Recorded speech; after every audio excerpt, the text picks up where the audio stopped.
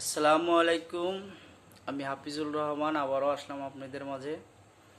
সেটা হচ্ছে কিছু গার্মেন্টস আছে ইদানিং প্রচণ্ড পাকারিং দেখা দেয় এবং কিছু ফেব্রিক আছে পাকারিং পরে।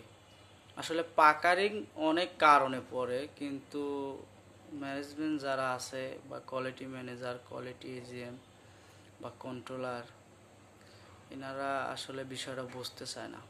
আসলে ফেব্রিকে পাকারিং আসে ফেব্রিকের কারণেও আসতে পারে, মেশিংয়ের কারণেও আসতে পারে, বা হ্যান্ডেলিংয়ের কারণে আসতে পারে, এবং কাটিংয়ে যদি একটু শেপ বেশি দিয়ে কাটে সেই কারণেও আসতে পারে।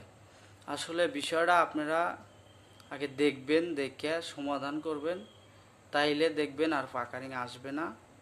বা আপনারা অযথা অপারেটরের হ্যান্ডেলিংয়ের সমস্যা বলবেন না, কারণ এতে অপারেটরের মন নষ্ট হয়।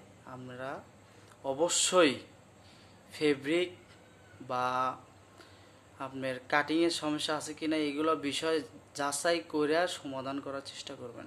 আশা করি বিষয়টা বুঝছেন।